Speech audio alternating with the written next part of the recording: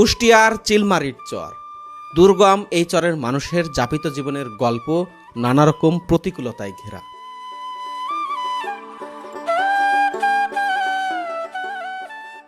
এই জনপদের মানুষের প্রধান যানবাহন মহিষের গাড়ি, মোটরসাইকেল আর বাইসাইকেল। এখানে মানুষ মোটরসাইকেলে করে 200 থেকে 250 কেজি পর্যন্ত পণ্য পরিবহন করে।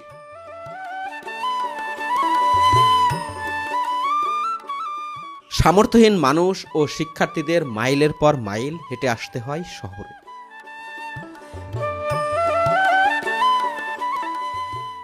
যেখানে পদ্মার আগ্রাসী থাবায় মানুষের আশ্রয় নিতে হয়েছে ভারতের সীমান্ত ঘেঁষে, আর নামাজ পড়তে হয় খোলা আকাশের নিচে। ও, এটা কি ভারত? হ্যাঁ, এটা ভারত। এই পাশ থেকে হেঁটে গেলে কি কাঁটাতার নাই? না, কাঁটাতার নাই। এই দেখেন এই প্লেয়ার। ও, এই পাশে কোনো কাঁটাতার নাই, যার ফলে আপনারা চলে। আপনাদের বাড়ি ভারতের কোন জেলা? আমাদের মুর্শিদাবাদ জেলা। মুর্শিদাবাদ, নবাব সিরাজউদ্দৌলার জেলা। ভাই বাড়ির দেশ বলে। হ্যাঁ, আমার দেশের লোককে তো অন্য দেশের লোক নদী আর টদিয়া বর্ধমান টর্ধমান হলো ভাই বাড়ির দেশ। ভাই বাড়ির দেশ, ভাই বাড়ির দেশ। ভাইকে মানে চাষা ভাইস থেকে বুঝতে মেরে দিয়েছে, তাদের ভাই বাড়ির দেশটা বলে। মির্জাপুরের কথা বলে না? অন্য তো সীমান্ত কাঁটাতার না থাকায় ভারত বাংলাদেশের মানুষের প্রতিনিয়ত দেখা হয় ও কথা হয়। এই চরে দাঁড়িয়ে দেখা যায় ভারতের বাজার সহ নানা স্থাপত্য। এমন দুর্গম চরের মানুষের প্রতিদিনের সংগ্রাম, চরের নানা সৌন্দর্য নিয়ে সাজানো হয়েছে এইবারের সিজন। এই সিজনে চিলমারির চর ইউনিয়নের নানা গ্রাম ও গ্রামীণ হাটসহ নানা বিষয় তুলে আনার চেষ্টা করব।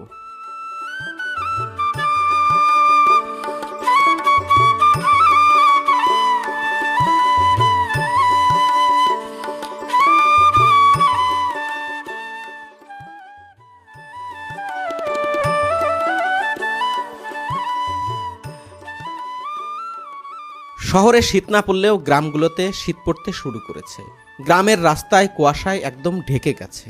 রাস্তা ও আশেপাশের মাঠে প্রচণ্ড কুয়াশা পড়েছে। শীত ও কুয়াশাকে উপেক্ষা করে কর্মজীবী মানুষেরা বের হয়েছেন কাজের জন্য। মাছের হাট কোথায় গো কাকা? মাছের বাজার কোন জায়গা জমে?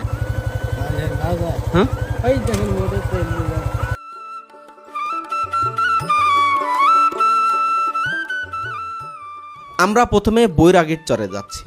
এই চরের মাঝে একটি মাছের বাজার রয়েছে, যেখানে দোকানপাট বা জনবসতি কিছুই নেই। জনবসতি থেকে বেশ খানিকটা দূরে এমন ফাঁকা মাঠের মধ্যেই বসে এই মাছের বাজার। কুয়াশা ও কাদামাটি মেখে আমরা পৌঁছে গেলাম এই চরে।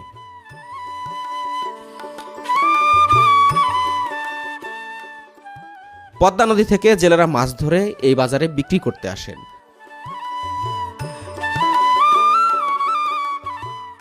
কুষ্টিয়ার বৈরাগীর চর থেকে সবাইকে শুভেচ্ছা জানাচ্ছি, আমি মুন্সি এনায়েত। দর্শক, আজ এমন একটি বাজারে দাঁড়িয়ে রয়েছি, এটি আমরা যে ধরনের বাজার চিনি হাট বাজারের মধ্যে অনেক দোকানপাটের মধ্যে তেমন নয়, একদম মাঠের মধ্যে একটি বাজার। এখানে দূর দূরান্ত থেকে জেলেরা মাছ বিক্রি করতে আসে। এই বাজারটি দেখতে আমার সাথে বরাবরের মতো আছে আমার বন্ধু রিজবি। এই বাজারটি আপনাদেরকে আজ ঘুরিয়ে দেখাবো এবং কি কি ধরনের মাছ ওঠে সব কিছু আপনাদেরকে জানানোর চেষ্টা করব। এর পাশাপাশি আপনাদেরকে জানানোর চেষ্টা করব কিভাবে আপনারা দূর দূরান্ত থেকে এই বাজারে মাছ কিনতে আসতে পারবেন।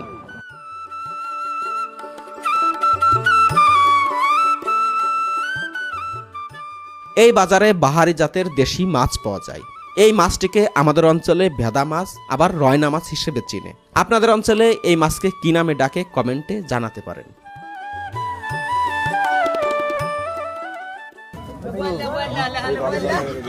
বলের দাম বলে দেখো, বল বল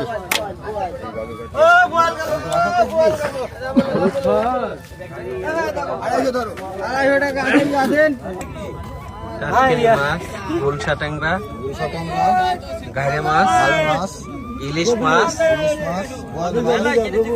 বল মাছ, আর এটা হচ্ছে মিক্সড মাছ। হ্যাঁ, টাটানি মাছ। টাটানি মানে এক মাছ খাতে লাগবে, খালি টাটাবে, বুঝলেন? হ্যাঁ, খালি টাটাবে। কি দামের জন্য? দামের জন্য না ভাই, মাছের নামই টাটা।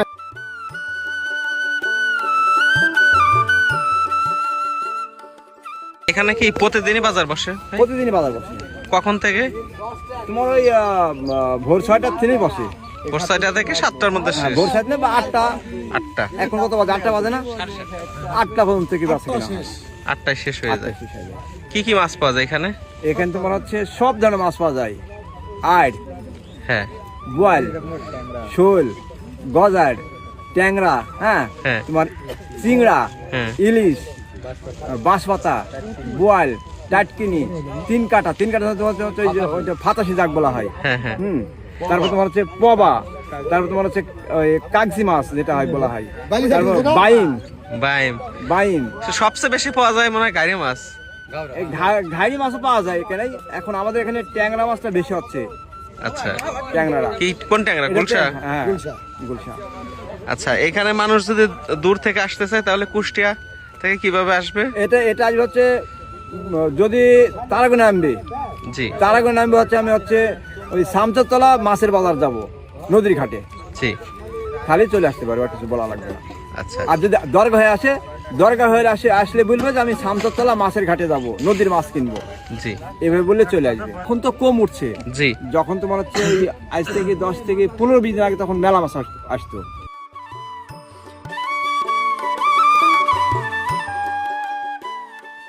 একের পর এক ট্রলার ঘাটে থামতে শুরু করলো। জেলেরা এসে মাছ গুছিয়ে নিয়েই বাজারে চলে যাচ্ছে। ট্রলার রেখে বড় কোনো বাজারে যেতে হলে বেশ সময় লাগে, তাই জেলেদের সুবিধার জন্যই এখানে বাজার জমে উঠেছে। দেশের আর কোথাও এমন ফাঁকা মাঠের মধ্যে বাজার জমে কিনা আমার জানা নেই।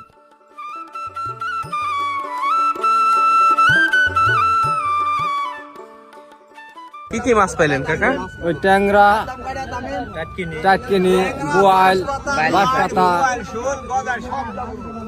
আচ্ছা, কত টাকা বিক্রি হয়েছে সব মাছ? ওই 1000-12, 10,000 টাকার মতো। মানুষ কয়জন আপনারা? 18। 18 জন? তাহলে তো পোষাইলো না কাকা। এই এখন না, তেলের টাকা কত লাগছে? তেলের টাকা লাগছে 500, বরফ 300, 800 টাকা। 800। 1000 টাকা বাদ দিলাম, তাহলে 9000 টাকা। একজন 500 টাকা করে হাজিরা টিকছে। ওই 500 আছে, আরো 400-500 এরকমই হয়। 400-500 টিকে।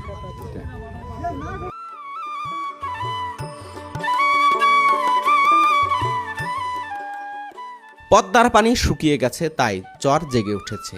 জেগে ওঠা চরে কৃষকেরা নতুন আবাদের জন্য বের হয়েছেন।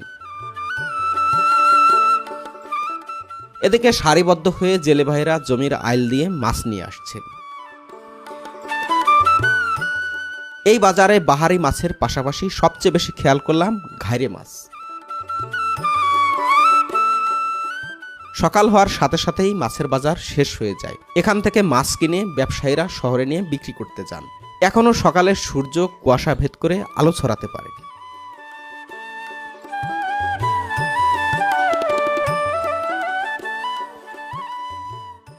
বৈরাগীর চর ঘুরে আমরা রওনা দিলাম সোনাতলা চরের দিকে।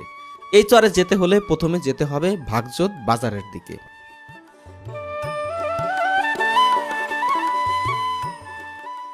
ভাগজোত বাজারে এসে দেখা পেলাম মহিষের গাড়ি। চরের মানুষের প্রধান বাহন হচ্ছে মহিষের গাড়ি আর মোটরসাইকেল। এই মোটরসাইকেলে করেই তারা 4-5টি করে সারের বস্তা নিয়ে যান। একটি মোটরসাইকেলে করে তারা 200 থেকে 250 কেজি পর্যন্ত পণ্য পরিবহন করেন।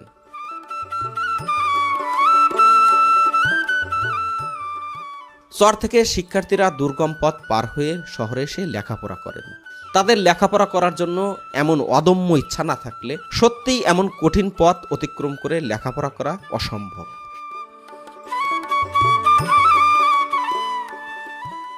এই চরের মানুষের ব্যস্ততা বেড়েছে ফসল আবাদ নিয়ে। সারিবদ্ধ হয়ে মাঠে পেঁয়াজ, ভুট্টা রোপণ করছেন কৃষক ভাইয়েরা। একটু নদীর পাড়ে তাকাতেই চোখে পড়ল রাখাল ভাইদের গরু ও ভেড়া নিয়ে ব্যস্ততা। গবাদি পশু নিয়ে তারা মাইলের পর মাইল হেঁটে বেড়ান, আবার সন্ধ্যার আগে বাথানে ফিরে আসেন। এমন গরু ও ভেড়ার পাল দেখে সত্যিই ভালো লাগলো। দেশের গ্রামগুলোতে এমন দৃশ্য সচরাচর দেখা গেলেও এখন খুব একটা দেখা যায় না। এমন নয়নাভিরাম দৃশ্য দেখতে হলে যেতে হবে চরগুলোতে।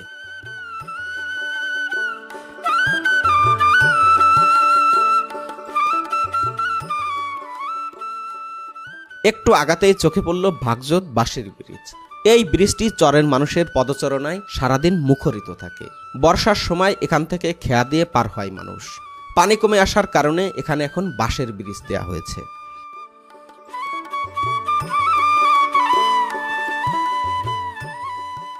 ব্রিজের দুই পারে প্রচণ্ড কাদা।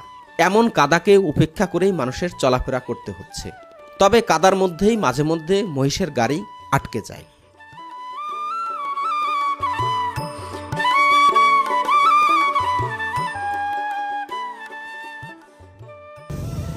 আপনাদের গাড়ি গাড়ছে কখন ভাই? ঘন্টা দুয়েক হলো। এর মধ্যে কি আছে? এর মধ্যে ইউরিয়া, ফসফেট, জিপ সার। ও সার মূলত না?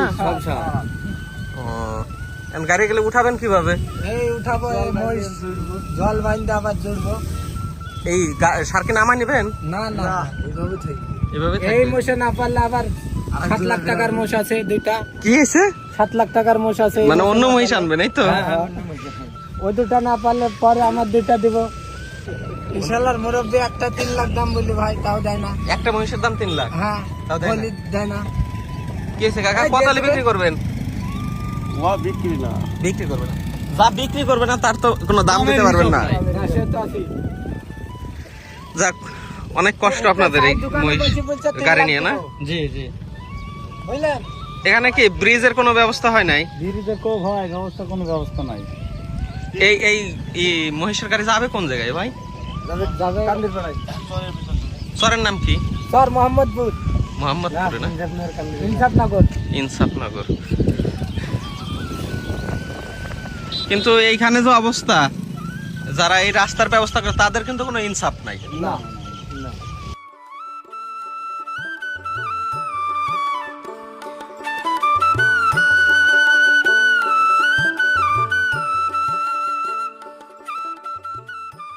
ব্রিজের উপর দিয়ে মোটরসাইকেল দিয়ে পার হতে হলে 30 টাকা দিতে হয়।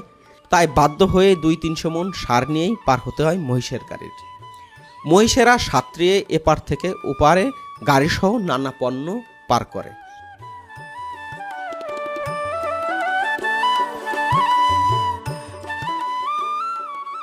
এখন ধানের বতর চলছে, তাই কৃষকেরা চরের গবাদি পশুর জন্য খড় কিনে নিয়ে যাচ্ছেন গাড়িতে করে।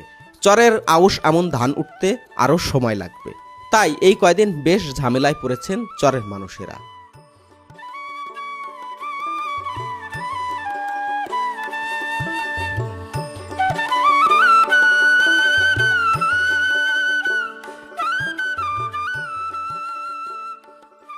কাদা শুকিয়ে একদম শক্ত হয়ে গেছে, তাই রাস্তার ভেতরে বড় বড় গর্ত হয়েছে।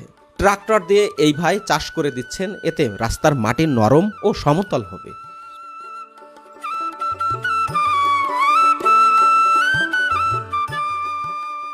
মহিষের গাড়িতে করে সার এনে এভাবে রেখেছেন। এরপর যে জমিতে সার দরকার হবে সে জমিতে নিয়ে ফেলবেন। দেখুন এই পাশেই কৃষকেরা জমিতে সার দিচ্ছেন, জমি চাষাবাদ করছেন।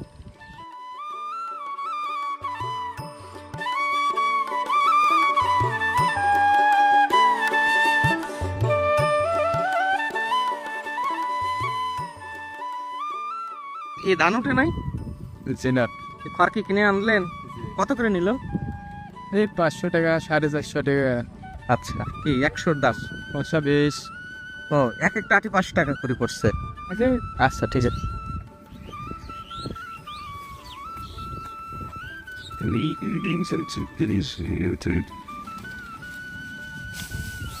কাকায় পাট কাঠি নিয়ে কি বিক্রি করতে যাচ্ছেন? তাহলে বাড়ি চাইছি ওই পাশ থেকে কিনে নিলেন? না, তাহলে চলেন আমি ধাক্কা দিচ্ছি। টাকা দিয়ে দেবো, টাকা ধরে উঠে রাখবেন। জি, এই টাকা দিয়ে দিতে আজ দেবেন। এই পাশে ধরে দেবো না? আচ্ছা বললেন না পাট কাঠি কি আপনার বাড়িতে 2টা? না, এটা জামার বাড়ি। জামার বাড়ি থেকে আনলেন না? আচ্ছা, আমার বাড়ি মাদ্রাস হতেন। এগুলোতে কি করবেন? বেড়া দিবেন? বেড়া দেবো। আচ্ছা,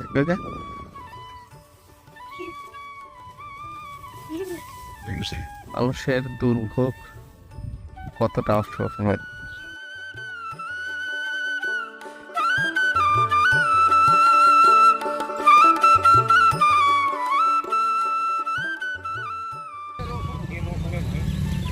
রসুনে বিষ দিতে হয়? আচ্ছা আচ্ছা, ও ঘাস মারা ওষুধ না?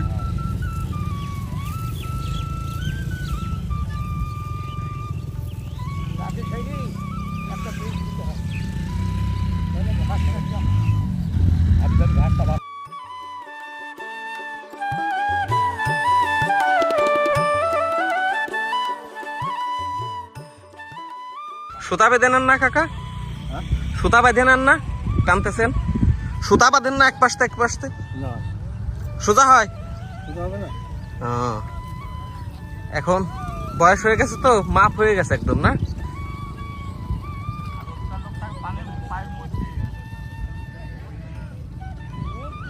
এই ধরনের লাঙল আমি আগে দেখি নাই।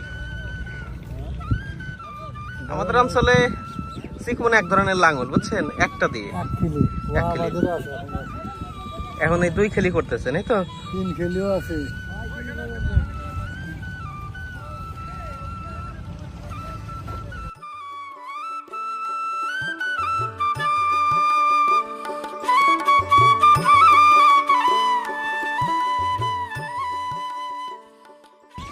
এখানে কৃষকেরা আগাম জাতের যে মুড়ি কাটা পেঁয়াজ সেটি লাগিয়েছেন।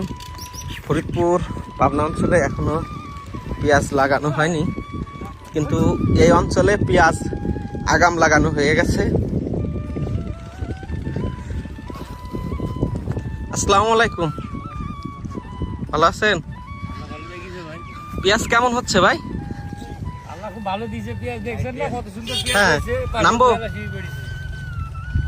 হ্যাঁ, পেঁয়াজ নামতে শুরু করেছে, খুব সুন্দর পেঁয়াজ হয়েছে। এটা তো আমাদের অঞ্চলে মুড়ি কাটা বলে, আপনাদের অঞ্চলে কি পেঁয়াজ বলেন ভাই? আমাদের এখানে ঢ্যামনা পেঁয়াজ বলেন বলে? হ্যাঁ, একই জিনিস এক রকম নাম বলে ভাই। মুড়ি কাটা তো আমরা বলি ফরিদপুরে, আমরাও মুড়ি কাটা বলে, ঢ্যামনা বলে। ফরিদপুরে মূলাও ভালো হয়েছে, মূলা নামতে সময় লাগবে ভাই। হ্যাঁ, মুই দিদি বসো পেটের গ্যাস পরিষ্কার করি, তাই না? কাকা কি খাচ্ছেন? ভাত তো নাই, যে ভাত দুটা দিমু। বলছেন এতে খুশি হয়েছি কাকা। মাছ বেশি দেবো না, মাছ কি নদীর? নদীর মাছ না, পুকুরের? পুকুরে চালের মাছ। বাটা না?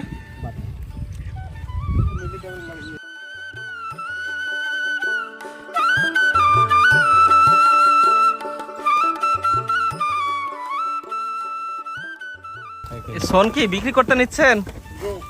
দাম কেমন কাকা সোনের? দাম সরি যায় না। ও, এটার জন্য আপনি কত নেবেন পরিবহনে? 800। 800।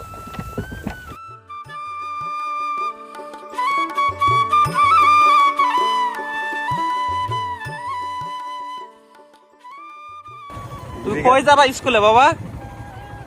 সামনে না? কোন ক্লাসে পড়ো? 5 এ। আচ্ছা, যাও। আর এখানে কি হাই স্কুল আছে? আছে না? আচ্ছা, ঠিক আছে।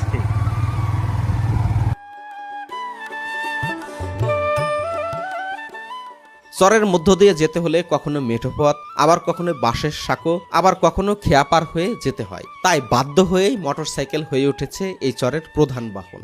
এই ফেরিওয়ালা ভাইটি মোটরসাইকেলে করে বিছানা চাদর সহ নানা জিনিসপত্র গ্রামে গ্রামে বিক্রি করতে যাচ্ছেন।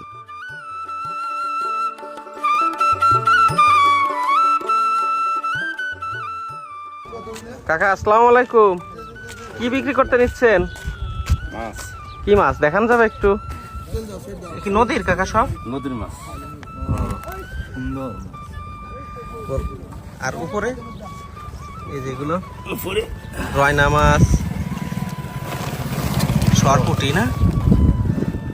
সুন্দর। কাকা অনেক ধন্যবাদ, আপনার কষ্ট দিলাম, আপনি দেখাইলেন। রিসবি একটু উঠাই দাও ভাই। হ্যাঁ হ্যাঁ, অবশ্যই। কাকা এটা কি জালের মাছ? এটা এই যে চাইনা, চাইনা জোয়ারি না? আচ্ছা, নদী।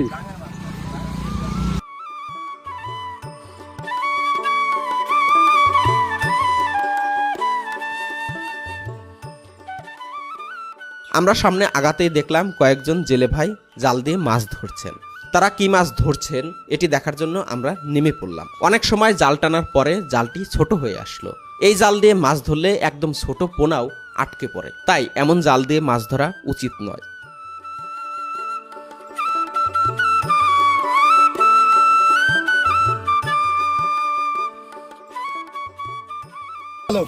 ওই হারিকেন এখানে সব রুই মাছ না? আর এইগুলো সব একদম ছোট ছোট মাছ।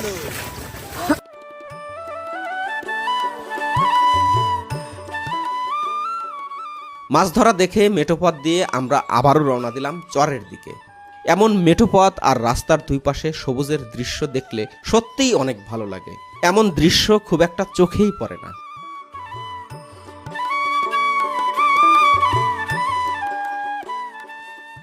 একটু আগালেই আরেকটি খেয়া পার হয়ে যেতে হবে। খেয়া পার হয়ে মানুষজন আসছেন, গবাদি পশুগুলোকে পর্যন্ত বাইসাইকেলে করে নিয়ে যাচ্ছেন তারা।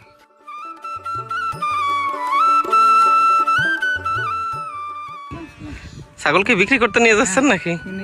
কাজ ও, আপনি কি ছাগলের ব্যবসা করেন না? গরু ছাগলের। আচ্ছা ঠিক আছে, কত নিল ছাগল দুটা ভাই? ইয়া শুনি কি শুনি খাসি কত নিল এটা? কাশি না ধাড়ি ওটা দুটাই ধারি কত নিল? সবই ধাড়ি কত নিল? কম দামে কিনা এটি 3200 আর ওটা? 3000। ও ঠিক আছে ভাই। হ্যাঁ আলহামদুলিল্লাহ।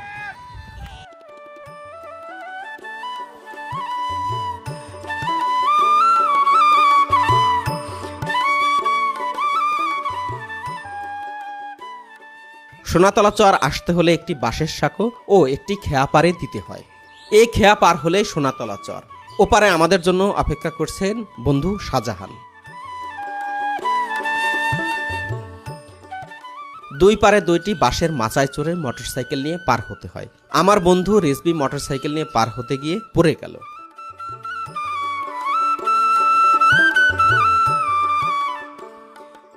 সাঁকো পার হয়ে বন্ধু শাহজাহানের সাথে রওনা দিলাম ওদের বাড়ির দিকে। কিছু দূর যেতেই চোখে পড়ল সারি সারি কলার বাগান। বাগান পার হয়ে মাঠের মধ্য দিয়ে চলতে লাগলাম বন্ধুর বাড়ির দিকে।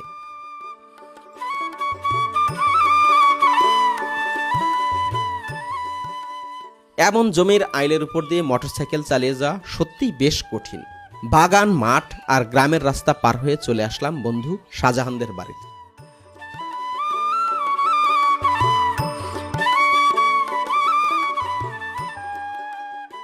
চরের বাড়িঘর দেখলে সত্যি মনটা ভরে যায়, দু চোখ ভরে দেখতে মন চায়।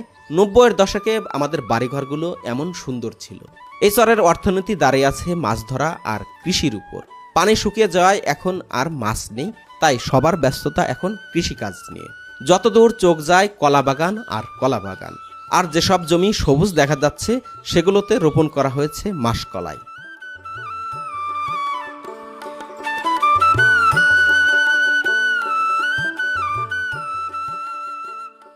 এই চরে মোটরসাইকেলের পাশাপাশি কয়েকজনের ব্যক্তিগত ঘোড়াও রয়েছে। যেমন এই চাচার ঘোড়ায় চড়ে যাওয়া দেখে সত্যিই বড্ড লোভ হলো। আমারও যদি একটি এমন ঘোড়া থাকতো। এই ঘোড়াটি যখন ছোট ছিল তখন পদ্মা নদী দিয়ে ভেসে যাচ্ছিল। এই চাচা ঘোড়াটিকে উদ্ধার করেছেন এবং সেবা শুশ্রূষা করে নিজের কাছেই রেখে দিয়েছেন। এই ঘোড়া এখন তার বন্ধু হয়ে গেছে। বাড়ির আথাল আর আথালের পাশে এইভাবে জাংলা দিয়ে দেখুন শাহজাহানরা চাল কুমড়া চাষ করেছে, ধুন্দুল। এখানে কিন্তু গাছে চাল কুমড়ো রয়েছে, এই যে একটি বড় হয়ে গেছে, খাওয়ারযোগ্য হয়ে গেছে। এবং এখানে ধুন্দুল ধরেছে, হ্যাঁ ধুন্দুলের ফুল আসছে।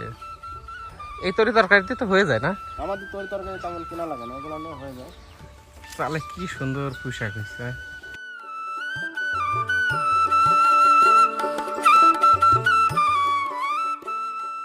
আমরা কিছু সময় শাহজাহানদের বাড়িতে বিশ্রাম নিয়ে রওনা দিলাম বিলের দিকে। বিলে জেলেরা মাছ ধরছেন এটি দেখানোর জন্য বন্ধু নিয়ে যাচ্ছে। গ্রামের কোনো দৃশ্যই যেন মিস না করি, তাই বন্ধু আমাদের সব জায়গায় ঘুরিয়ে ঘুরিয়ে দেখাচ্ছে।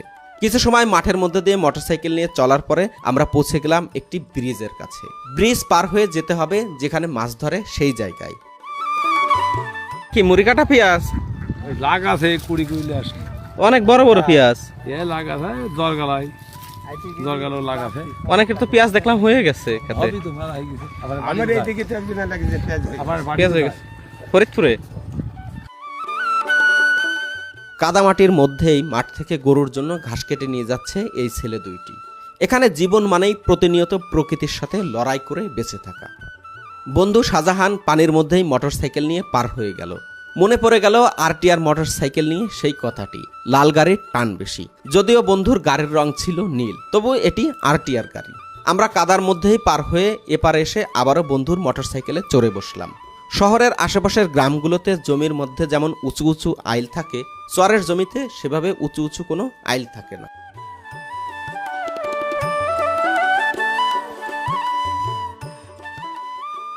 কুষ্টিয়ার চর সোনাতলা থেকে সবাইকে শুভেচ্ছা জানাচ্ছি আমি মুন্সি এনায়েত। বন্ধুরা, আজ আমার সাথে আছে বন্ধু রিজভী এবং আমাদের সাথে আছে আমরা যার বাড়িতে সেখানে উঠেছি চর দেখতে, আমাদেরকে ঘুরিয়ে ঘুরিয়ে দেখাচ্ছেন বন্ধু শাহজাহান, হচ্ছে প্রবাসী। রিজভীর একটা সময় কলেজের বন্ধু ছিল, খুবই আন্তরিক মানুষ। আমরা ওর বাড়িতে উঠলাম, খেলাম, এখন আমাদেরকে মাঠে নিয়ে এসেছে, এখানে নদীতে মাছ ধরছে জেলেরা, সেটি দেখানোর জন্য।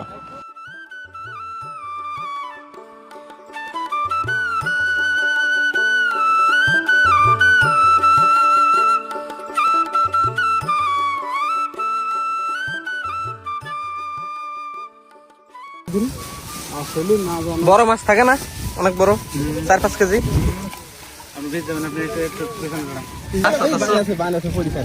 কি পরিমাণ মাছ! দাম দা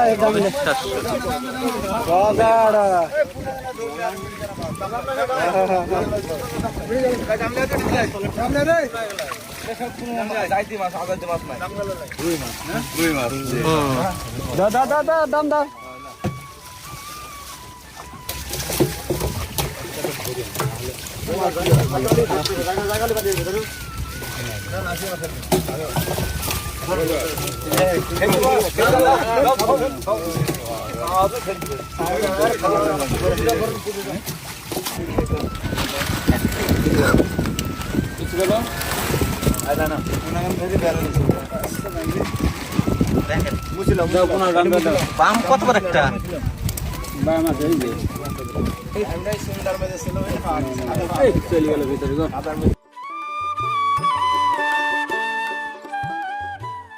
নদী থেকে মাছ ধরে জেলে ভাইরা আকার ও প্রজাতিভেদে আলাদা করে নিচ্ছেন। যদিও এই নদীতে দেশি মাছ খুব একটা কমই চোখে পড়ল, তবে রুই সহ নানা কার্প জাতীয় মাছ পদ্মা থেকেই এসেছে, তাই এগুলোর স্বাদ নদীর দেশি মাছের মতোই।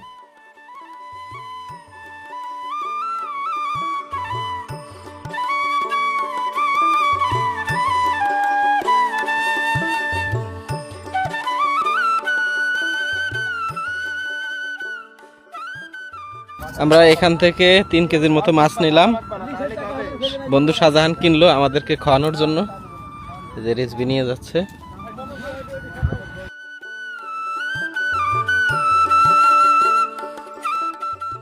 ফিরে আসার সময় মোটরসাইকেল নিয়ে বেশ বিপত্তিতেই পড়ল বন্ধু শাহজাহান। যদিও চরের একমাত্র বাহন মোটরসাইকেল নিয়ে তাদের নিয়মিত চলাফেরা করার কারণে এ ধরনের নানান সমস্যায় তাদের মাঝে মধ্যেই পড়তে হয়।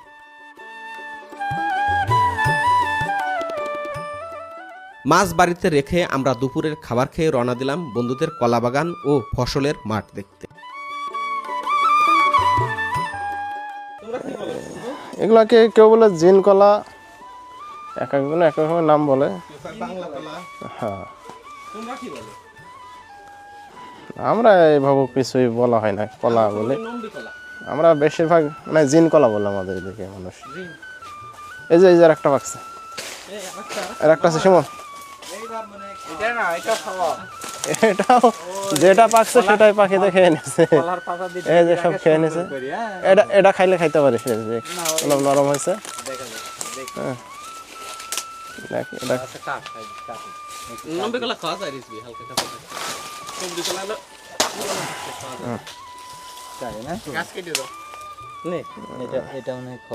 হ্যাঁ, এটা খাওয়া যেতে পারে।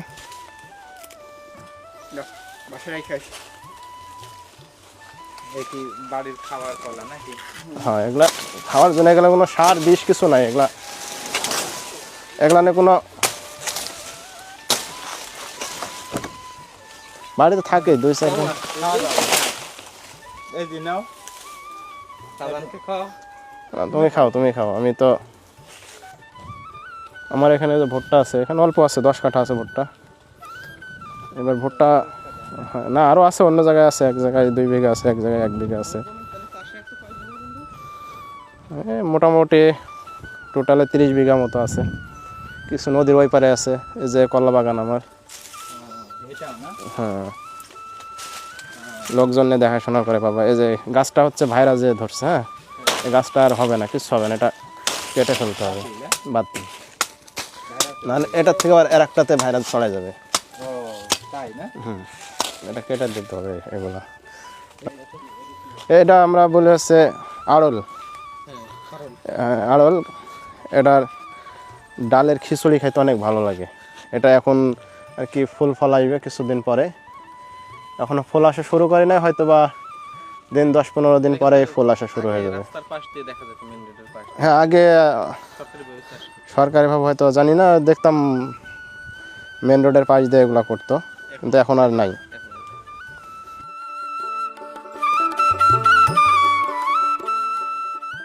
এরপর আমরা রওনা দিলাম চর সোনাতলা হাটে। এখানকার মানুষের নিত্য প্রয়োজনীয় নানা জিনিসপত্র মানুষ মোটরসাইকেলে বহন করে নিয়ে আসেন এই হাটে।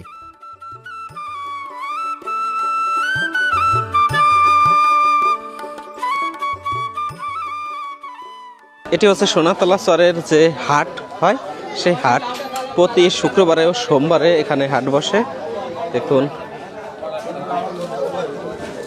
এগুলো কি এই চরে উৎপাদিত কাকা? আচ্ছা, একটি দোকান রয়েছে, এই দোকানে প্রায় সব কিছুই পাওয়া যায়। এটা কি ভাই, খয়ের না বিট লবণ? এটা হ্যাঁ, এটা খয়ে খয়ের। কালো খয়ে। আর এই পাশেরটা কি? এটা না, এই যে তার পাশেরটা। এটা ধূপ।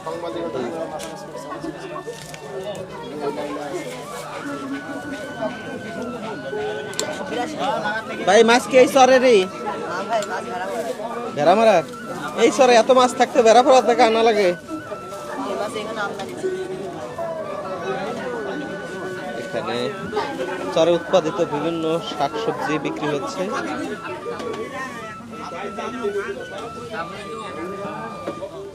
ভাই এই পাঙ্গাস মাছ কোন জায়গার? পাঙ্গাস মাছ কোন জায়গার? পাবনার। এই চরে তো কত মাছ। এই চরে যা যা উৎপাদিত হয় সবকিছুই এখানে এনে বিক্রি করেন, এবং কিছু মাছ দেখলাম যেগুলো দূর থেকে এনে বিক্রি করে।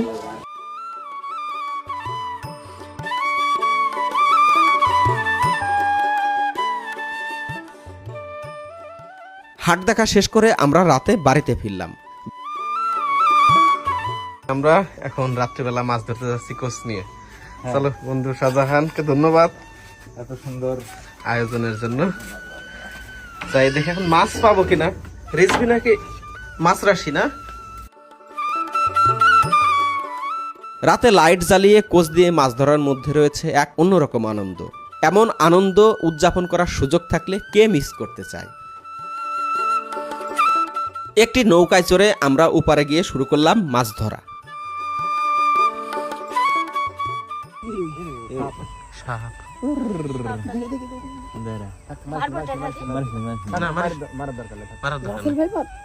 আরে না, দুরাশা দুরাশা দুরাশা। আরে না, নির্বিশ্বাস। মারা না, মারা মারে না, মারে না।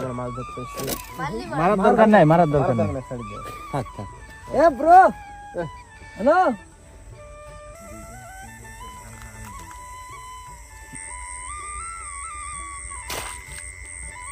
কি মাছ? হ্যাঁ, ওরে বাবা, বিশাল বড় মাছ তো। হ্যাঁ, 2টা মাথায় ফেলাইছে।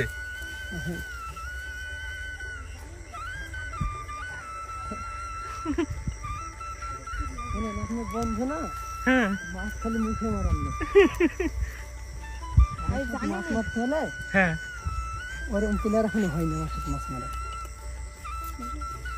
টাকি মাছ কিন্তু ভর্তা করে খাবো আমরা, ঠিক আছে? কি বড় দেখছেন? হ্যাঁ, পাকা একবারে। এই তো হয় না, এত বড় খুশ লাগার পরে দেখেন কিভাবে দাফাছে। হ্যাঁ, চপ বেড়া আর লড়ি। ঠিক আছে, ঠিক আছে।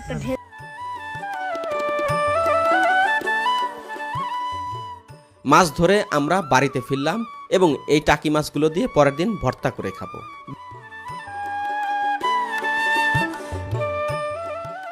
গ্রামে জীবনযাপনে নানা রকম প্রতিকূলতা রয়েছে, তবে এমন সহজ জীবন কখনোই শহরে পাওয়া সম্ভব নয়।